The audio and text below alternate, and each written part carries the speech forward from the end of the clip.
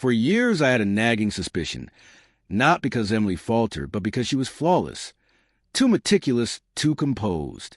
No erratic shifts in her schedule, no strange names, no telltale signs like lipstick stains or unfamiliar scents. Nothing obvious, yet something deep inside me whispered that things weren't right. Emily and I had been married for a decade, the kind of couple others envied. We explored the world together, shared endless laughter, and she called me love even during heated moments. Friends dubbed us the perfect pair, but appearances can hide the deepest cracks, and the happiest couples sometimes conceal the darkest secrets. The first hint was subtle, almost dismissible. One night she came home, and I remarked, "You smell different." A casual observation. She paused just a fraction too long before flashing a smile. "Oh, it's a new perfume sample from the office. The team was trying them out." I nodded, wanted to believe her, but that fleeting hesitation lingered in my mind. So I began to notice things. I didn't accuse her or dig through her phone. I observed. Her showers grew longer. Her phone's lock screen, once a photo of us, became a generic landscape. Her device was always face down now. She'd chuckle at messages, claiming they were from a work group chat. She used to be unbothered when I handled her phone.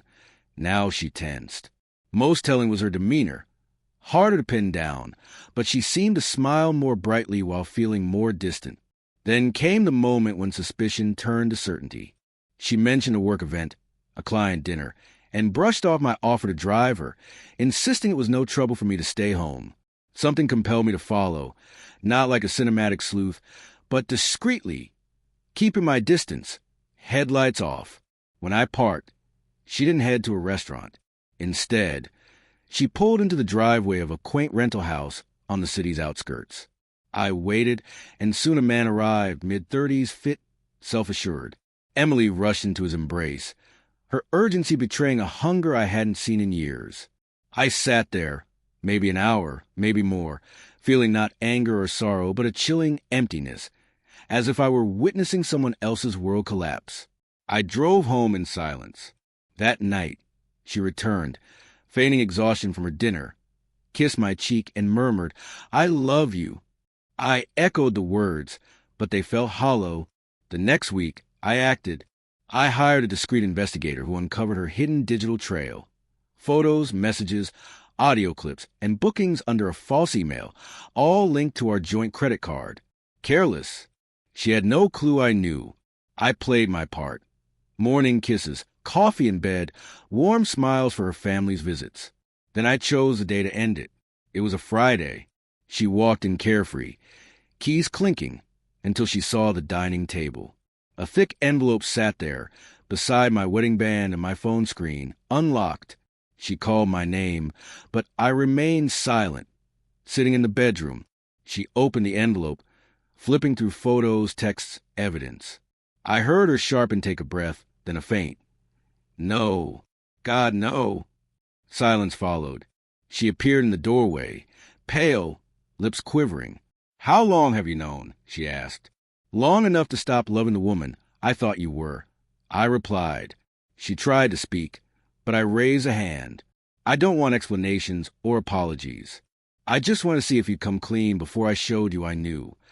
Tears came then, not gentle remorse, but raw, panicked sobs, as if her world had crumbled. I didn't shout or weep. I was beyond that. I stood, grabbed my pack bag, and headed for the door. "Where are you going?" she gasped. "To rediscover the part of me you destroyed while pretending everything was fine."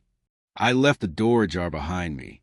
I crashed at a friend's place that night and soon found my own apartment. No public outbursts, no family feuds. I simply erased myself from her life. People sometimes ask, "Do you miss her?" No, I missed the woman I believed she was. But that woman was a fiction. The real Emily stood before me all along, hidden behind a flawless facade. Now I live by a simple truth. When your instincts scream something's wrong, they're rarely mistaken. Some betrayals don't demand vengeance or even closure, just distance, silence. When someone you love chooses lies over truth, the relationship dies, whether they admit it or not. You don't need to argue or plead for answers. Sometimes the most powerful choice is to walk away, head held high, and let them carry the burden of their deceit. Healing doesn't come from their remorse. It comes from realizing you never needed a love built on deception.